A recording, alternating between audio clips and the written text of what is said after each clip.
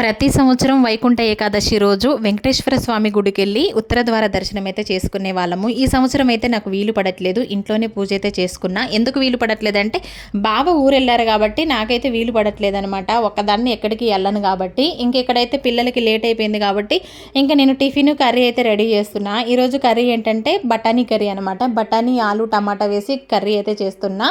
ఇంక ఇక్కడ చూసారు కదా, ఇంకా ఆయిల్ వేసేసుకొని గిన్నెలో ఇంకా తాలింపు గింజలు ఆయిల్ వేడిన తర్వాత పచ్చిమిరపకాయలు ఉల్లిపాయలు ఇవన్నీ వేసుకొని కలిపేసుకోవాలి. ఇందులోనే కొంచెం పసుపు కూడా వేసుకోవాలి.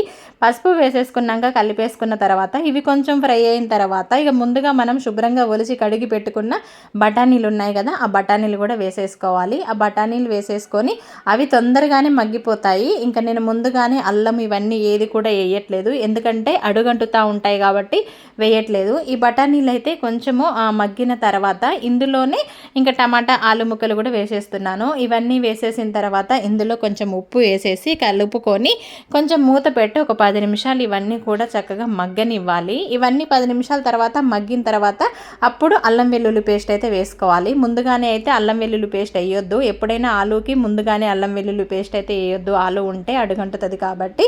ఇంక ఇవన్నీ మగ్గిన తర్వాత చక్కగా ఇక కారం కూడా సరిపోని వేసుకోవాలి. కారం వేసేసుకొని కలుపుకొని కొంచెం వాటర్ యాడ్ చేసేసుకొని మూత పెట్టేసుకొని ఒక 10 నిమిషాలు మగ్గిన తర్వాత ఇంకా ఫైనల్గా ధనియాల పౌడర్ వేసుకొని కొత్తిమీర వేసేసుకొని ఇంకా ఇందులోకి కాంబినేషన్గా అయితే పూరి కానీ చపాతీ కానీ రైస్లో కానీ చాలా బాగుంటాయి. నేనైతే చపాతీ అయితే చేస్తున్నాను అనమాట, తొందరగా అవుతుందని.